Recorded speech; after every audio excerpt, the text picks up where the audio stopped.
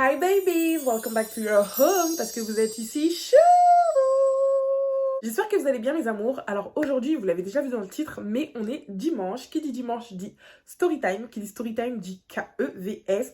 On se retrouve pour notre petite dose de piment quotidienne parce que je sais que parfois il faut du piment dans la vie, d'accord? Comme d'habitude, n'oubliez pas de vous abonner, liker, partager. Abonnez-vous sur mon Instagram, donc mon compte principal, et mon deuxième compte Instagram qui est spécialement dédié à la création de contenu pour ma chaîne YouTube. On va y arriver aujourd'hui, on parle français, d'accord? Avant de commencer, j'aimerais vous dire que cette vidéo est en partenariat avec la marque Eunice Hair, donc c'est une marque de perruques, mais ça c'est pas moi qui vais vous en parler, c'est la Kidline du passé, donc écoutez-la. Alors la perruque que j'ai reçue, elle me vient de chez Eunice Hair. C'est une perruque Deep Wave de 20 pouces. Petite particularité, c'est une V-part. Donc c'est une perruque qu'on n'a pas besoin de coller. Il y a les petites barrettes pour laisser les cheveux au milieu. Donc je vais commencer par faire des tresses.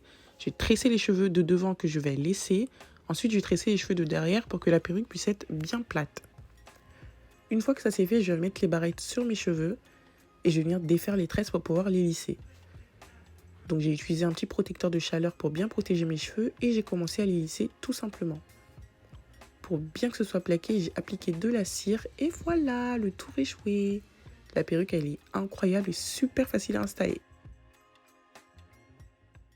Voilà, donc je pense qu'elle vous a tout dit. Vous avez la possibilité de cliquer directement dans ma bio pour accéder au lien de la perruque. Vous pouvez commander cette perruque-là et bien d'autres. Franchement, vous voyez à quel point c'est super pratique et ça fait naturel. Je tiens aussi à rajouter que vous avez la possibilité de payer en plusieurs fois, donc en 2 fois et en 4 fois il me semble. C'est tout par rapport à cette petite perruque. On va directement passer à la vidéo d'aujourd'hui. Alors la story time d'aujourd'hui, c'est l'histoire d'une abonnée qu'on va appeler Jade. Elle a 23 ans et elle a 2 frères. Faut savoir que Jade, elle a grandi dans un environnement familial plutôt correct. Ses parents ont fait plusieurs années ensemble. Ils ont eu des enfants, dont elle et ses frères. Et un jour, ils ont décidé de se séparer, donc ils ont divorcé et ça a été assez brutal pour Jade. Je vais vous expliquer pourquoi. Quand ses parents ont décidé de divorcer, il y a eu la garde partagée, donc le père de Jade, il a pris une maison et sa mère, du coup, elle est restée dans leur maison familiale. Donc, par rapport à ça, Jade, elle jonglait un peu entre chez elle et chez son père. Elle passait énormément de temps avec son père jusqu'à ce que son père rencontre une femme et c'est à partir de ce moment-là que les choses ont commencé à se gâter. Donc la femme que son père a rencontrée, on va l'appeler Daniela. De son côté, elle a des enfants et il faut savoir qu'elle est veuve parce que son mari est décédé. Ce qui fait qu'elle était seule depuis pas mal d'années quand même. C'est quelques mois après le divorce avec la mère de Jade, donc environ 6 mois après, que son père lui annonce qu'il a rencontré une nouvelle femme, donc Daniela, et qu'il souhaite que Jade et ses frères puissent la rencontrer. Donc clairement, Jade, elle a mal pris parce que ça faisait à peine 6 mois que son père venait de se séparer de sa mère.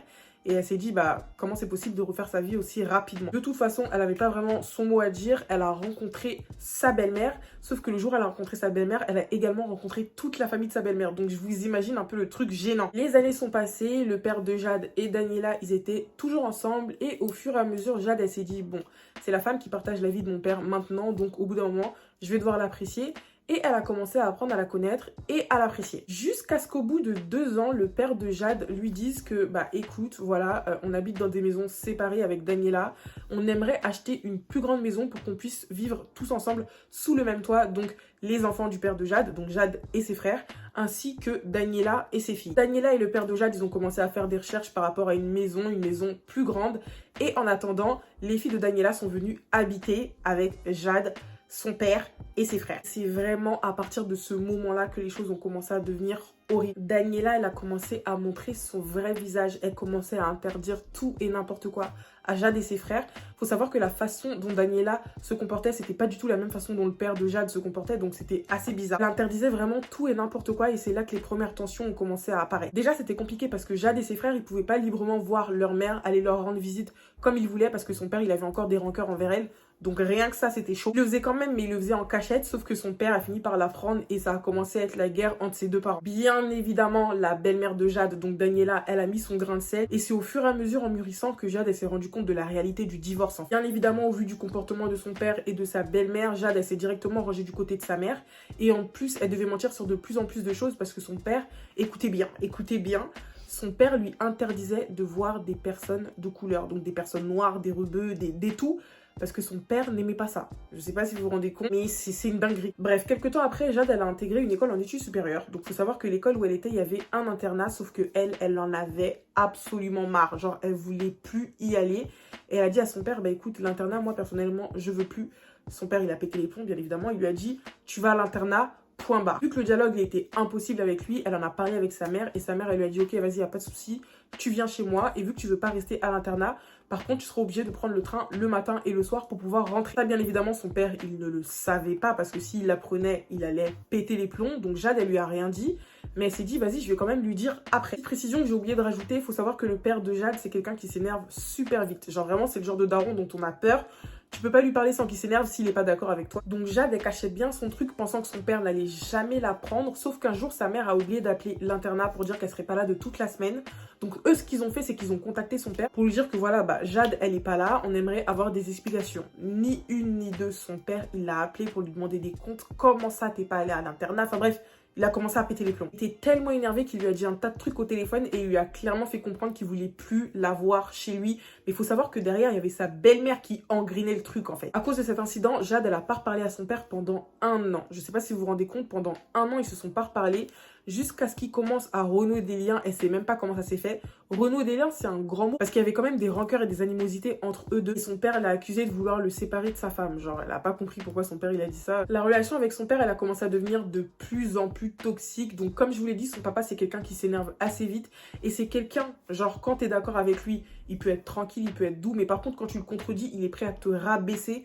Genre, vraiment une relation toxique. Plus de ça, il faisait du chantage affectif à Jade et à ses frères. Et il les achetait avec le matériel. Genre, en gros, pour que tu puisses être d'accord avec lui, il t'achète ce que tu veux. Malgré que ce soit froid entre eux deux, ils ont quand même recommencé à se parler. Mais avec sa belle-mère, par contre, c'était toujours la même chose. Elle était toujours aussi froide, on ne sait pas pourquoi. Et elle éloignait vraiment de plus en plus le père de Jade de sa famille. Elle l'éloignait de ses amis, elle l'éloignait de tout le monde. Et elle était vraiment là que pour l'argent. Mais ça, le père de Jade, il voulait rien savoir. C'était pas son problème. Lui, il aime sa femme. Si quelqu'un ose dire quelque chose contre sa femme, c'est que la personne veut se retourner contre lui. Enfin... Arrive la période des fêtes, donc Jade, elle décide d'aller fêter Noël chez son père, donc Noël approche, elle va chez son père, et elle s'est dit, bon, au bout d'un moment, ça fait longtemps que mon père, il est avec Daniela, donc sa belle-mère, et elle et moi, c'est toujours aussi froid. Si je veux continuer à pouvoir voir mon père, il faut vraiment que notre relation puisse devenir un peu plus conviviale, donc elle a décidé de lui acheter un cadeau. Elle lui a acheté un petit collier. Donc, le jour de Noël, Jade, elle décide de lui offrir le collier, pensant que ça allait lui faire plaisir, sauf que la meuf, elle lui a pas dit merci. Genre vraiment, elle a pris le cadeau, mais elle lui a pas dit merci. Comme je vous l'ai dit, Jade, elle est seulement venue pour les fêtes, donc l'avant-dernier jour, avant que Jade, elle rentre chez sa mère, sa belle-mère vient vers elle, et elle lui rend son cadeau, et elle lui dit, ouais, on n'achète pas les gens avec de l'argent. Jade, elle a pas compris sur le coup parce que c'était la première fois qu'elle lui offrait un cadeau et elle s'est dit, bah, si je voulais t'acheter avec de l'argent, je l'aurais fait depuis bien longtemps. Ça partait d'un bon sentiment. Elle a pas compris, elle a pas calculé et à ce moment-là, le père de Jade, il est arrivé. Au lieu de la défendre, il a pris la défense de sa belle-mère, donc de Daniela, et il lui a dit, bah écoute Jade, c'est comme ça viendra avec le temps. Enfin, elle était vraiment choquée, elle s'est dit, mais je comprends pas, j'essaie de faire un pas en avant et vous me reculez en arrière. Elle a pas compris. Et à chaque fois, c'était comme ça. À chaque fois que Jade, elle voulait faire un pas en avant, à chaque fois qu'elle essayait d'être bien intentionnée, son père, il était hyper méchant, sa belle-mère aussi.